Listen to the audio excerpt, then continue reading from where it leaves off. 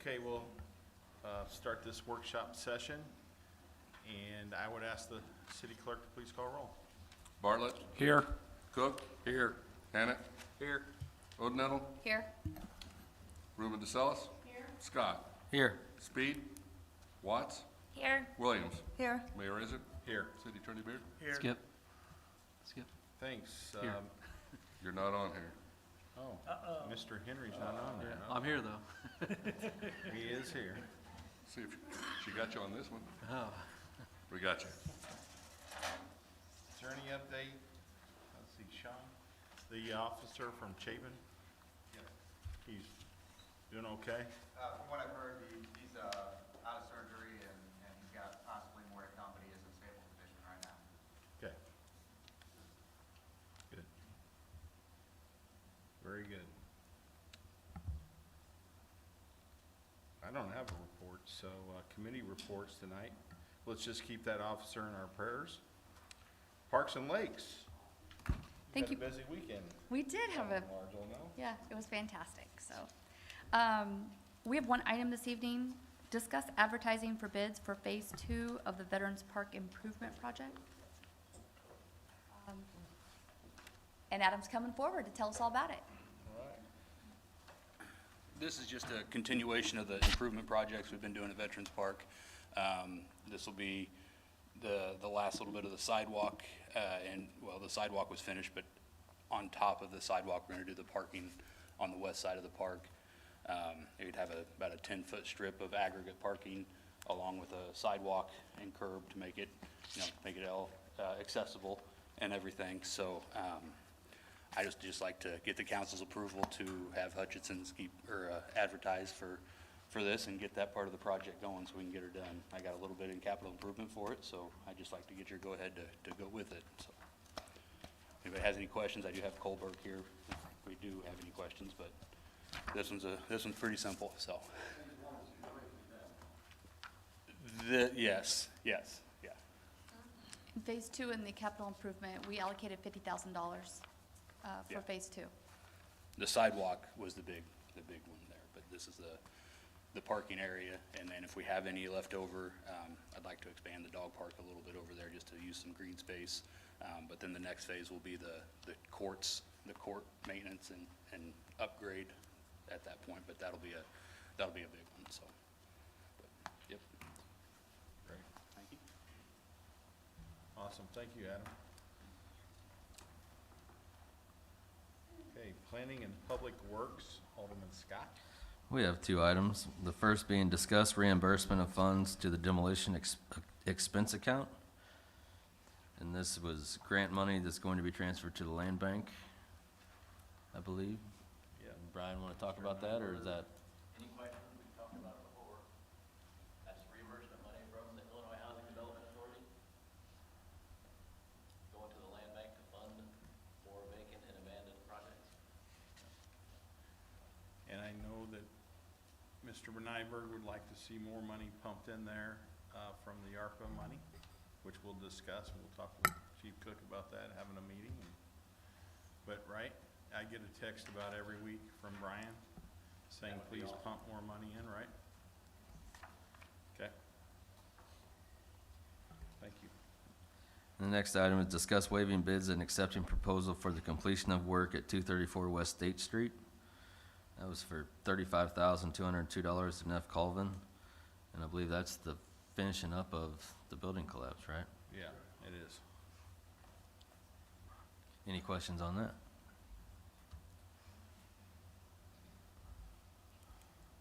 No?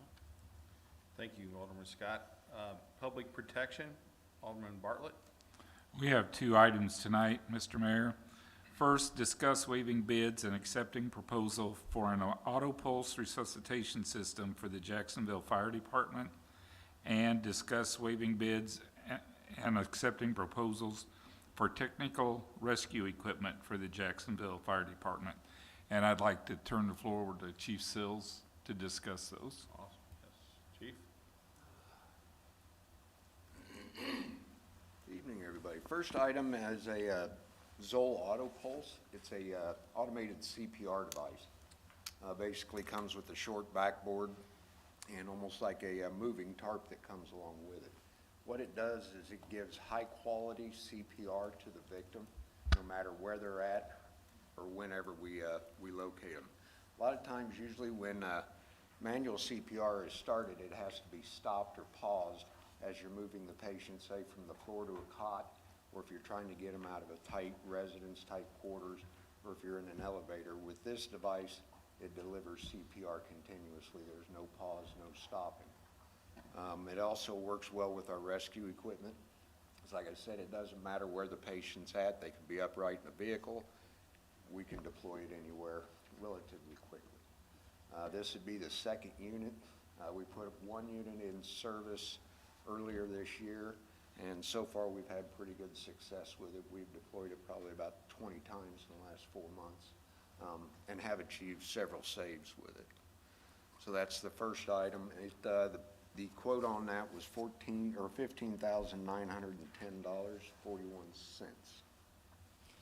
Funding for both of these items were approved in the capital improvement project. The second item on that, or any questions on the auto pulse? The second item is technical rescue equipment, and this one's kind of comes in 3 parts.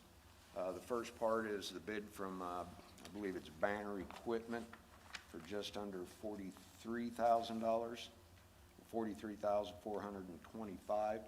Those are struts and stabilization equipment. Basically, this will be utilized on all the disciplines that we currently do with rescue, whether it's confined space, trench rescue, structural collapse, or heavy equipment or vehicle extrications. The second part of that from, I believe it's Dunright LLC, is a grain bin rescue tube. This allows us to shore up the material around the victim so we can extricate the material from around the victim to extricate them out of whether it's a grain bin type rescue. Then second part of that, or the third part of that, is loose equipment, and that'll come to approximately $20,000, and we'd like just approval to buy that through our normal vendors in here locally. A lot of the timber material that we'll need for the structural collapse and trench rescue collapse, we'd like to purchase either through RP Lumber or Home Depot.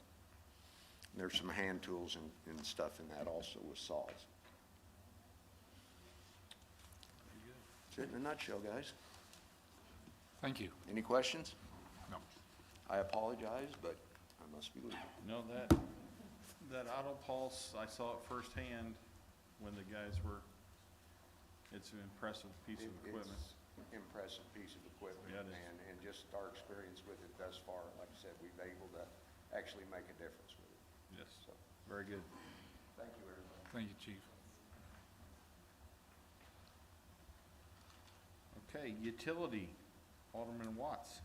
We have one item tonight, and it's discuss IEPA loan agreement and ordinance approving revenue bonds for the wastewater treatment plant upgrading project, and Jamie's gonna tell us about that.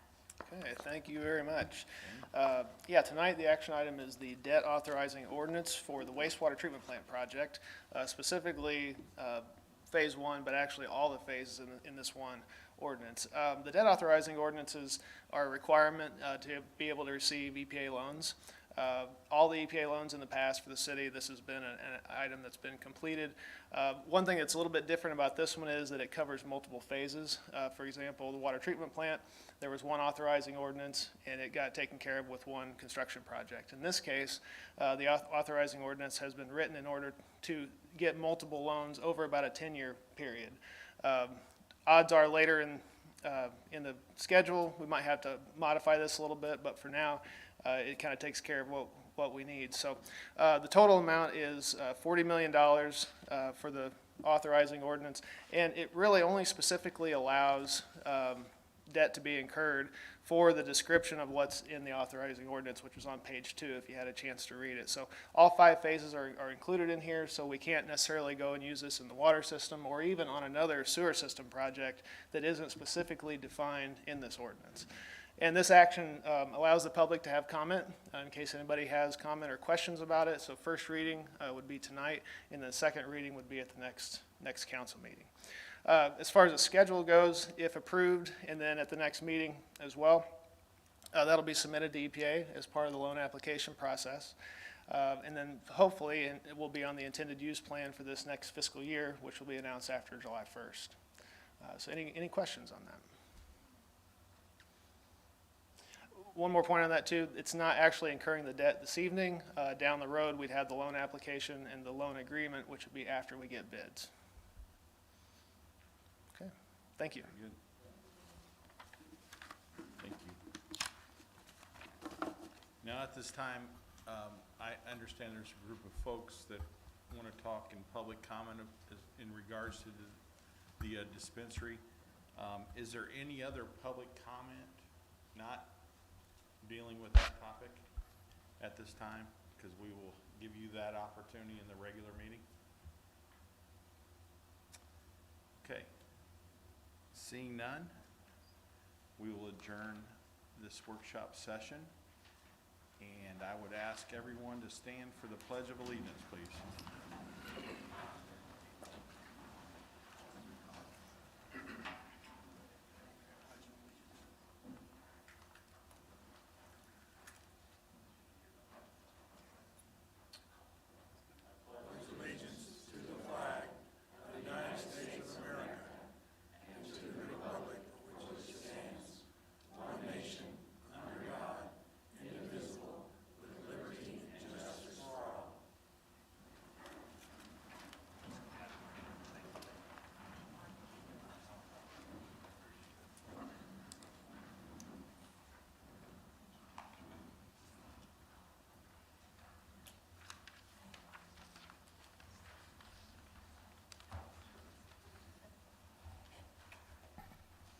And I would ask the city clerk to please call roll. Bartlett, Here? Cook, Here. Henry. Here. Hannett, Here. Odenettle. Here. Ruben DeSalis. Here. Scott, Here. Speed, Watts, Here. Williams. Here. Mayor Izzard, Here. City Attorney Beard. You have a quorum. Thank you. Under the mayor's report tonight, there's no items listed, but I want to give a shout out to all the folks that Lori gathered, and Brian, and everybody that made a difference in Jacksonville on Saturday. Yeah. Yep. Super fun. Now that's a It big really, statement. honestly, and I'll just say, we had city employees, we had aldermen, we had a lot of people from the community come out. I made a lot of new friends, people who were passionate about the work that we were doing. We made a huge impact, and it was truly a great project. And I know Brian and I are just so appreciative of all the people who came out to help us. So I know this isn't exactly the right time to do that, but I wanted to at least show my gratitude for everybody who showed up. It was fun, right, Kay? I mean, And there's more. and there's more. More to The come. fourth Saturday, yeah. Okay, awesome. Okay, we don't have a city attorney's report or city clerk's report, public comment. We're gonna wait for public comment when we move down to that item, if that's all right. Huh? Oh, yeah, reading of the minutes. Is there a motion to approve the minutes from the last meeting on March 14th? Alderman Henry, second by Alderman Ruben DeSalis. All those in favor of approving the minutes, please respond by saying aye. Aye. Opposed? Reading of the, or presentation of petitions, Skip, is there anything? Or communications and no claims? Okay. So we're gonna move public comment down, because I know there's folks that wanna speak. So consent agenda items tonight, finance, IT, and personnel, Alderman Cook. Thank you, Mr. Mayor. We have one item tonight. It's the City Treasurer's Report, February 28th, 2022, and it's in the Alderman's packet. Very good. Parks and Lakes, Alderman Large Oldnettle. Thank you, Mr. Mayor. We have one item, resolution authorizing advertisement for bids for Phase 2 of the Veterans Park Improvement Project. Planning and Public Works, Alderman Scott. Thank you, Mr. Mayor. We have two items tonight. The first being motion to reimburse $55,000 to the demolition expense account for the land bank. And the second item is a resolution authorizing the waiver of advertisement for bids and acceptance of proposal from Neff Colvin for completion of the work at 234 West State Street. And Public Protection, Alderman Bartlett. We have two items tonight, Mr. Mayor. Resolution authorizing the waiver of advertisement for bids and accepting proposal for an auto pulse resuscitation system for the Jacksonville Fire Department, and a resolution authorizing waiver of advertisement for bids and accepting proposal for technical rescue equipment for the Jacksonville Fire Department. And Utility, Alderman Watts. We have one resolution authorizing payments from the Waterworks and Sewage Project Fund for services rendered improvement projects, and I so move. Thank you. Is there a second? Alderman Cook. You've seen the items under the consent agenda this evening. Is there any you wish to pull for further discussion in committee reports? Seeing none, I would ask the clerk to please call roll on the consent agenda. Bartlett. Yes. Cook. Yes. Henry. Yes. Hannett. Yes. Odenell. Yes. Reuben DeSellis. Yes. Scott. Yes. Watts. Yes. Williams. Yes. Motion carries. Thank you. Committee reports tonight. Planning and Public Works, Alderman Scott. Thank you, Mr. Mayor. We have three items tonight, just three. First is the second reading of an ordinance amending the Jacksonville zoning map for property located at 1112 Veterans Drive from B4 to B4 with a special use, and I so move. Is there a second? Alderman Williams. Be it ordained that the Jacksonville zoning ordinance be amended, changing the zoning classification for property located at 1112 Veterans Drive from B4 General Business District to B4 General Business District with a special use permit. Discussion, and we will, for the alderman, if there's any discussion with the alderman, but we will ask the folks that want to speak. This is your opportunity. And Gretchen, Sheila, you have the floor.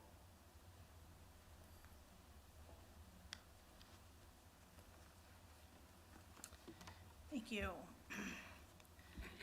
Again, we would like to thank you for allowing us to voice our opinion about this marijuana dispensary you're allegedly allowing us to come to town. We are not here to debate or talk about the medical side of this. We understand that there are people who need this and they get help from these products. We have talked to many of you to hear your reason for voting the way you have. Have you heard from your constituents about this? If not, what makes you think you can vote yes to this? You are just voting your opinion. The last time we were here, we heard that there was more people for it than against it. That was on the 15th. That was 13 days ago. We went back to our store the next day, and we randomly started asking people, customers, if they knew about the marijuana dispensary coming to town. They were shocked. 95% of them, I would say, were shocked. We decided to start a list of signatures of those who are against this, not just being next door to our business, but also coming to Jacksonville. And we have collected 145 names, just from our customers and clients that do business with us. We have not gone out door to door or solicited anyone. These people are your constituents, your voters, your taxpayers. Now, the newspaper said last council meeting that there was only one person who spoke against this, but there were actually three, the two of us and another woman who referred to her son who was in prison because of it. We may have only been 3 people in person the last time voicing our concerns, but there's a lot more people, as you see, who agree with us. It seems to us that you might be more interested in helping a man start a business in Jacksonville who doesn't live here, who has no concern for the well-being of Jacksonville, than listen to your own residents.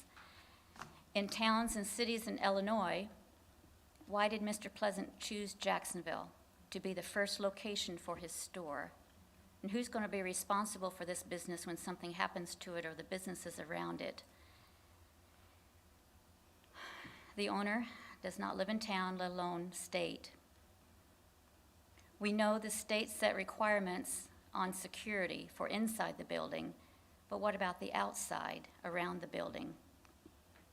We have been in our location 29 years, same location. I hope this does something, says something to you. We have Merle Norman Cosmetics, and we have the contract postal unit on the back side of this business. We park near the dumpster.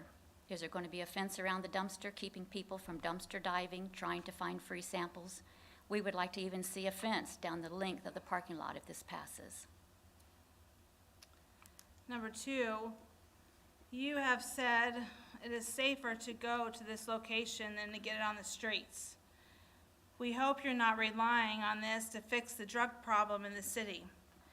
We met a retired drug counselor in the correction center who is surprised this is coming to town and asked who's going to come to this. They said they already have a dealer on the streets. They won't be going to this store. Plus, it's an average if it costs 3 times more at the stores than on the streets. Plus, they believe it's a gateway drug. People do get hooked on it. They have enough examples in their many years to work to believe that. Also, it is our understanding that you have to be 21 years or older to go into this place. How is that helping the kids get a safer product on the streets? Mr. Pleasant said this will help the black community. How will this help them get out of poverty?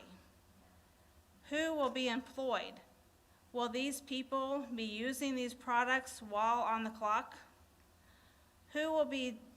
Why do other businesses in town have to be drug tested for their employees and have zero tolerance if there's nothing bad about it? We have talked to fast food owners who have hired gateway people and have said they're good workers until they get their first paycheck and they find them in the dumpsters passed out. We have talked to a pediatric nurse who have said children have come into the hospital who can't breathe and parents reek of it. Going through the adoption process, my husband and I have seen many situations of birth mothers who have used marijuana and the babies have to be in the NICU for days after giving birth to get them weaned off this drug. Children of marijuana users are more impulsive and hyperactive, and they have a lower IQ scores when compared to children of non-users. As they become teens, they have attention problems and depression. They are more likely to use marijuana and tobacco as adults. Will this be sold to pregnant women? Someone from the Illinois School for the Deaf told us that they caught the kids passing around a bag of Cheetos. They emptied the bag and had it replaced with marijuana-laced Cheetos. Where do they get that from? Number 3, you said crime wouldn't increase, and you aren't worried about thugs coming to the shop at this location. Just this past Saturday, in the USA Today article was written, in over a decade in operating cannabis shops in Washington State, Shay Hines never once worried about his stores getting robbed at gunpoint until recently. In a span over 3 weeks, his stores were robbed 3 different times at gunpoint. Reports of armed robberies at cannabis dispensaries like Hines were nearly doubled in the first quarter of this year compared to all of the last year, according to the data maintained by the Craft Cannabis Coalition. The group, which represented more than 50 stores in Washington, has reported more than 65 armed robberies so far this year compared to 35 in 2021 and 21 in 2020. 29. I'm sorry, 29 in 2020. Cannabis business in California, particularly in the Bay Area, have also been targeted in robberies. In the last 2 months in 2021, more than 25 pot shops were broken into and more than $5 million in cannabis were stolen, according to Americans for Safe Access. The robberies are in line with other crime trends in the Bay Area and Seattle, where reports property crime and violent crime increased by more than 15% last year after declining during the first year of the pandemic. But the recent string of pot shop robberies has alarmed owners and advocates as the robberies have become increasingly more violent. The latest pot shop robbery in Tacoma left one employee dead, the third deadly robbery in Washington within a week. This is the article in the USA Today. In response to the increase of robberies at the pot shop, the Washington State Liquor and Cannabis Board recommend pot shops to hire armed security, which most shops have opted to do, but has a high cost, according to Hines. You know, we know that we can't change your minds. Only God can change your minds. We've heard revenue, revenue, revenue. The Bible says the love of money is the root of all evil, and we don't expect you to have the same moral ethics as us. We expect you to have some ethics. It's the reason you were voted in. Just because the government made it legal does not make it right. What's next? Cocaine cafes, meth meals, heroin bars, strip joints, prostitution houses, or something that the state has already made legal, a Planned Parenthood? If you are unsure tonight how to vote, let's table it. Many of you have children, maybe grandchildren, and if they try marijuana one day and get hooked and ruin their lives, what are you going to tell them? They're going to say, Mom, Dad, you voted for it. You did this to me. We ask you and we plead with you to do the right thing. No matter what the law is, do the right thing, please. And I have those names. I have a copy of the names, the 145 names that willingly signed. We didn't ask them for addresses. We just asked them for a name if they agreed with us that they did not want this for Jacksonville. And you can see this if you wish. Thank you.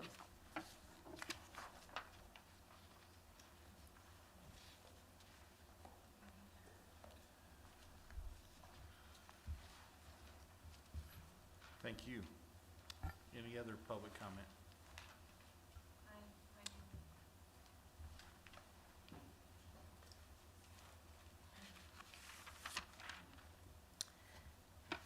Good evening. My name is Betty Ruben DeSalas. Allison's my sister-in-law. We're not, anyway. So we just heard this at the Morgan County Republican Club meeting, and so many of us were concerned. And I have gotten more understanding of really what the situation is, just even today, speaking with my two aldermen and Mr. Bartlett and Mr. Hannett. And so I guess it is just a matter really of the rezoning. And none of us really realized that this was passed in 2020. And I have to tell you, it really makes me angry that something of this weight was passed in the middle of COVID, when no one was out, and this is such a weighty thing.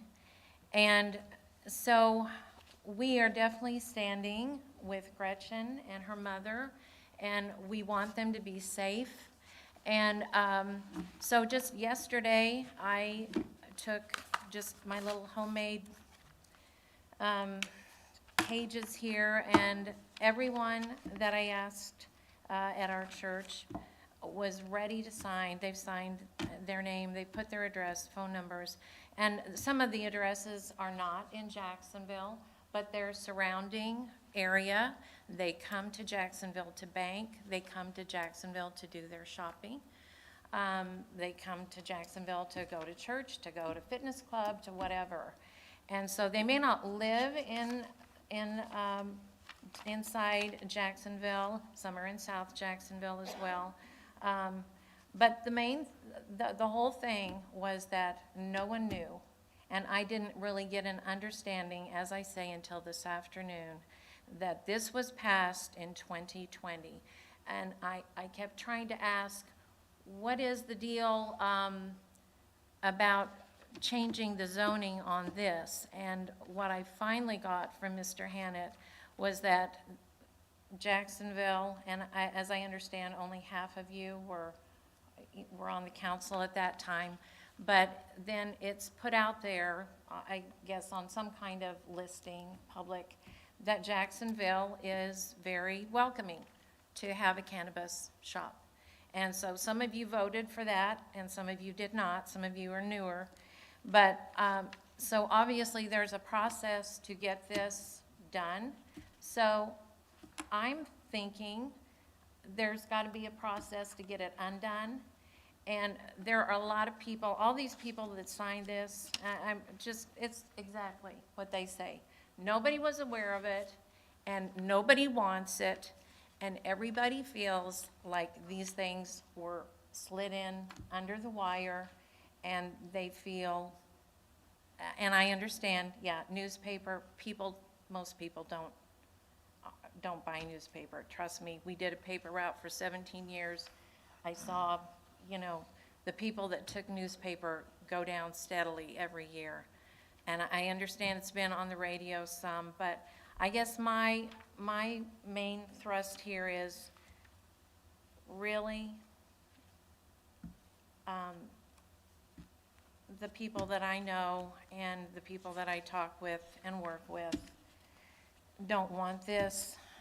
They don't want it anywhere. And we are asking you to table it and let us get out there and get a little bit more public, a few more signatures. Everyone was just thrilled to sign, and I guess that's all I have to say. Thank you. Thank you. I got 51. We were just scrambling to try to get hold of people. Yep.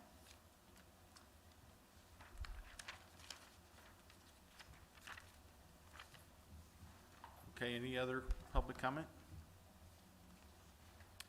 I would ask the clerk to please call roll.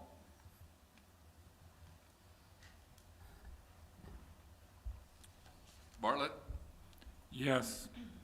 Cook, Yes. Henry, Yes. Hannett, Yes. Odenettle, Yes. Ruben DeSellis, No. Scott, Yes. Watts, Yes. Williams. Yes. Motion passes. Okay, second item under Planning and Public Works. Second item is the second reading of an ordinance amending the Jacksonville zoning map for property located at 117 East Morton Avenue from B3 to B3 with special use, and I so move. Is there a second? Alderman Williams? Be it ordained that the Jacksonville zoning ordinance be amended, changing the use classification for 117 East Morton Avenue from B3 Limited Business District to B3 Limited Business District with special use. And that's the Pizza Hut. Okay, drive-through. Any discussion? I would ask the clerk to please call roll. Mr. Mayor, I do. Yeah, So, with the Pizza Hut location, there's been some concern, I just want to bring it to the full council. There's been some issues with the drive-through on the south, or on the west side with the dumpsters. And I know that Brian has been working with the property owner and that's being addressed. I just want to make sure the council knows that it was brought up during Plans Commission, that that was a concern, and that they're working to address it. And so hopefully, tonight when we approve this, that it's at the forefront also of Pizza Hut to be vigilant, so, with their trash. All right, Thank you. very good, thank you. Any other discussion? I would ask the clerk to please call roll. Williams, Yes. Watts, Yes. Scott, Yes. Rumba DeSalis. Yes. Odenettle, Yes. Hannah, Yes. Henry, Yes. Cook, Yes. Bartlett, Yes. motion passes. Thank you. Third item? Third item is the second reading of an ordinance amending the Jacksonville zoning map for property located at 747 West Lafayette Avenue from public to B4. And I so move. Is there a second? Alderman Watts. Be it ordained that the Jacksonville zoning map for the property located at 747 West Lafayette be amended, changing the zoning classification from public to B4, general business district. Any discussion?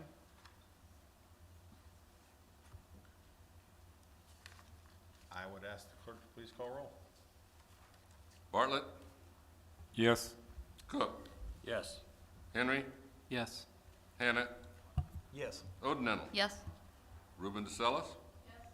Scott, Yes. Watts, Yes. and Williams. Yes. Motion passes. Very good. Utility, Alderman Watts.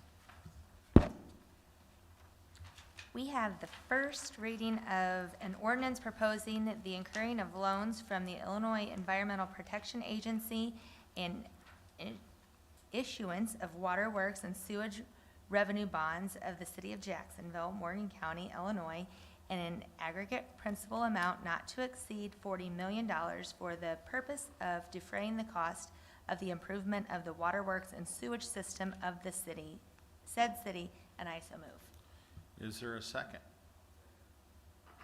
Alderman Scott. Sorry. Sorry. That's fine. Be it ordained that the city council does hereby approve the incurring of loans from the IEPA and the issuance of waterworks and sewerage revenue bonds of the city of Jacksonville in an amount not to exceed $40 million for the purpose of defraying the cost of improving the waterworks and sewerage system of the city. Awesome. No, I think I said this a few years ago. We made a big vote when we did this to the water plant, so this is a big vote tonight to unstable our sewer plant, which I think you never want a sewer plant to go out. And I remind people that in 2011, when we had that flood, it was about this close, right, Jamie, of going out. And that would have been a whole different dynamic during the flood. So, big vote here, and I would ask the clerk to please call roll. Bartlett, Yes. Cook, Yes. Hannah, Yes. Henry, Yes. Odenettle, Yes. Ruben DeSalis. Yes. Scott, Yes. Watts, Yes. and Williams. Yes. Motion passes. Great. Any old business tonight? Any new business? No new business? Awesome. Okay. Huh? Oh, yeah. All right. Is there Lori seconds that we are adjourned? Thank you, everyone, for coming.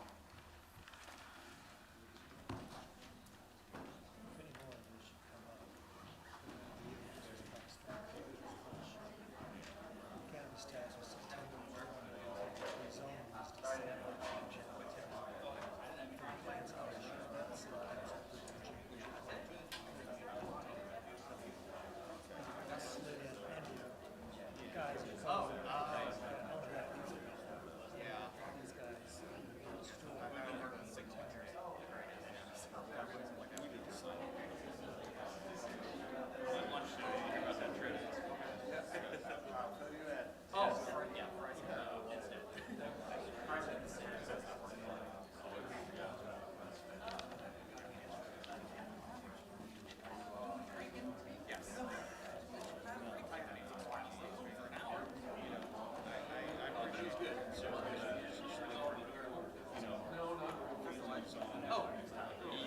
Cannabis and the way things have gone, but, you know, I didn't appreciate the sliding in port.